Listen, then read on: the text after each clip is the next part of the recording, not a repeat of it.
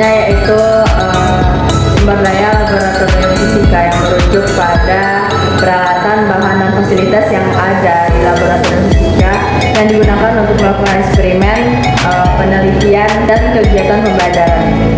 Nah, kalau dari segi peralatan itu mencakup seperti contohnya spektrometer, mikroskop, dan peralatan lain yang digunakan untuk melakukan eksperimen, penelitian, dan kegiatan pembelajaran. Selanjutnya yaitu bahan yang digunakan seperti zat-zat kimia yang digunakan untuk melakukan eksperimen tersebut.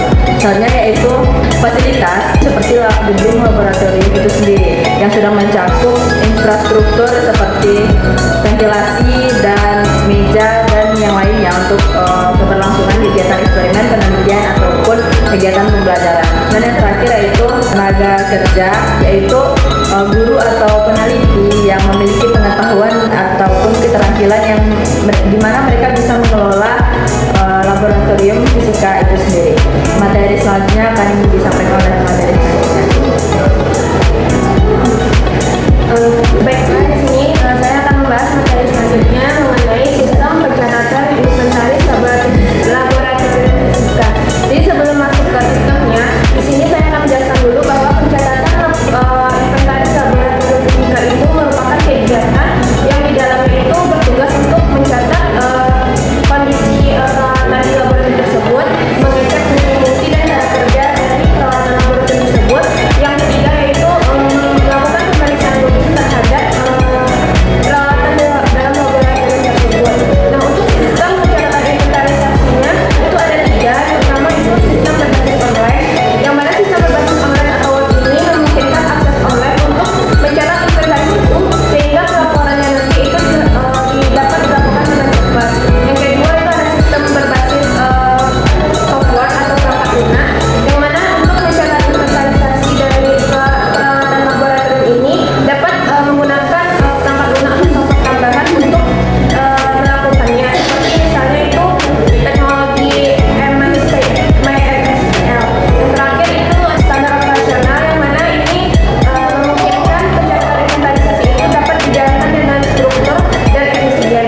Oke, itu saja. Selanjutnya akan dijelaskan oleh Baiklah, materi selanjutnya yaitu pemeliharaan dan pengendalian peralatan pada laboratorium fisika. Kita akan menjelaskan mengenai pemeliharaan peralatan pada laboratorium fisika. Yang pertama yaitu membuat jadwal rutin untuk pemeliharaan peralatan. Hal ini termasuk kebersihan, kalibrasi, dan pemeriksaan secara berkala apakah semuanya berfungsi dengan baik.